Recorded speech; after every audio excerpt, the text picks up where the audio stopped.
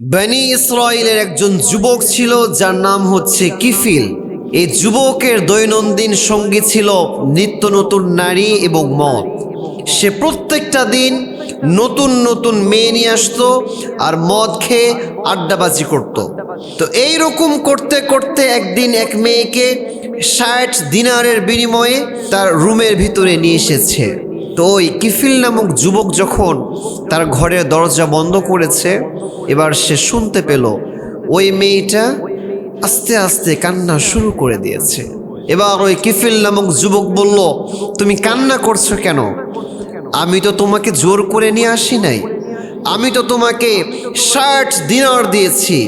এই ৬০ দিনারের বিনিময়ে আমি তোমাকে আমার এই ঘরের ভিতরে নিয়ে এসেছি, তুমি কান্না করছো কেন?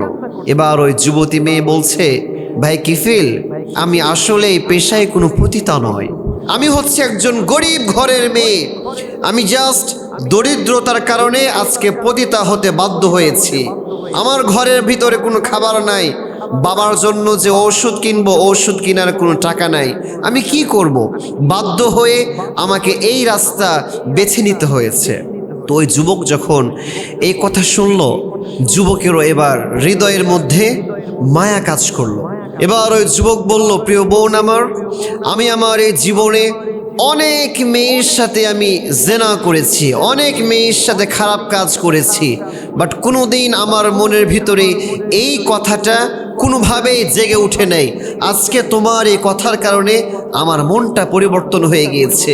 আরে তোমার মতো মেয়েদের জন্য আমি লাখ লাখ দিনার আমি নষ্ট করে ফেলি, আর তুমি একজন সতীবান যুবতী যে শুধুমাত্র দারিদ্রতার কারণে পতিতা হতে যাচ্ছে। না, আমি এই কাজটা হতে দিতে পারি না। যাও, আমি তোমাকে যে ৬০ দিনার দিয়েছি, আমাকে এটা আর ব্যাগ দেওয়া লাগবে না, তুমি এটা নিয়ে যাও, এটা দিয়ে তুমি তোমার জীবনযাত্রা শুরু করো। সুবহানাল্লাহ পড়ে। প্রিয় ভাই আমার, অনেক মেয়ে আছে যারা নিজের ইচ্ছায় খারাপ হতে চায় না। আমাদের সমাজে এমন কিছু সম্পদশালী ব্যক্তি রয়েছে যারা ঠিক মতো যাকাত না দেওয়ার কারণে গরিব দুঃখীরা আরও অসহায় হয়ে দিনের পর দিন, রাতের পর রাত কষ্টের মধ্যে তারা জীবন যাপন করছে। যদি আমরা সচেতন হতাম, তাহলে আমাদের এই সমাজে এই ধরনের হাজার হাজার যুবতী মেয়েরা তারা নিজেদেরকে খুব ভালোভাবে উপস্থাপন করতে পারত। প্রিয় ভাই আমার, খুব ভালোভাবে শুনেন।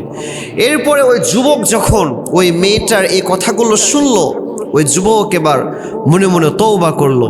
সে বলল, আস্তাগফিরুল্লাহাল্লাযী লা ইলাহা ইল্লা হুয়াল হাইয়ুল কাইয়্যুম ওয়া আতুবু ইলাইহি লা হাওলা ওয়ালা কুওয়াতা ইল্লা বিল্লাহিল আলিয়্যিল আযীম। সে এইরকম ইস্তিগফার করতে করতে আল্লাহ তাআলার কাছে সে মাফ চাওয়া শুরু করলো।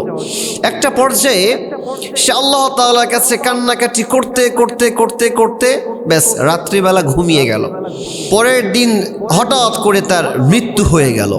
তো মৃত্যু হয়ে যাওয়ার পরে ওই এলাকার সবাই তো জানে যে কিফিল নামক যুবকের ক্যারেক্টার কেমন।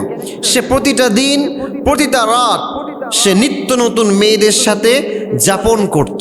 তো সবাই যখন জানে যে এই যুবক একজন জেনাকার যুবক ছিল, মেয়েদের সাথে খারাপ কাজ করত, সবাই তো এবার তাকে ঘৃণার চোখে দেখবে। জাস্ট আল্লাহ তাআলার কাছে সে রাত্রিবেলা তওবা করার কারণে আল্লাহ তাআলা ওই ব্যক্তির মেইন গেটে একটা সুন্দর হরফ দিয়ে লিখে রেখেছেন, ইন্নাল্লাহা ক্বাদ গফারা লিল কিফিল। নিশ্চয় আল্লাহ তাআলা এই কিফিলকে মাফ করে দিয়েছেন। সুবহানাল্লাহ পড়েন। প্রিয় ভাই আমার, প্রিয় কলিজার টুকরা বোনেরা আমার, দেখেন সে সারাটা জীবন খারাপ কাজ করেছে, সারাটা জীবন নিত্য নতুন মেয়ের সাথে জেনা করেছে, কিন্তু শেষ দিকে এসে জাস্ট খাঁটি তওবা করার কারণে, আল্লাহ তাআলার কাছে মাফ চাওয়ার কারণে আল্লাহ তাআলা তার জীবনের সব গুনাহগুলো মাফ করে দিয়েছেন। সুবহানাল্লাহ পড়েন। প্রিয় ভাই আমার, আপনি কত গুনাহ করেছেন, আপনি কত অন্যায় করেছেন, কত অপরাধ করেছেন। ওই যুবক ভালো কোনো কাজ করতে পারে নাই, জাস্ট নিয়ত করেছে যে আমি আর এই খারাপ পথে থাকবো না, আমি আজ থেকেই আমার জীবনটাকে পরিবর্তন করব, আজ থেকেই আমি আল্লাহ তাআলার পথে পথের দিকে ফিরে যাব। জাস্ট সে এই নিয়ত করার কারণে আল্লাহ তাআলা যদি তাকে মাফ করতে পারে। আপনি কত অন্যায় করেছেন, আপনি কত জুলুম করেছেন, কত অপরাধ করেছেন, কত ওয়াক্ত নামাজ ছেড়েছেন, কি ভুল করেছেন আপনি বলেন। আপনি যদি আজকে আল্লাহ তাআলার কাছে খাঁটি মনে তওবা করতে পারেন আর বলেন, আল্লাহ আমি এতদিন যা করেছি, আল্লাহ আমার এতদিন আমার যা ভুল হয়েছে আল্লাহ, আজকে আমি খাঁটি মনে তওবা করছি, আজ থেকে আমি আর কোনো গুনাহের কাজ করব না, আজ থেকে আমি আপনার পথের দিকে আমি রওনা হতে চাই। দেখবেন এইরকমভাবে যদি আপনি তওবা করতে পারেন, আল্লাহ তাআলা দেখবেন আপনার জীবনের সব গুনাহগুলো মাফ করে দেবে।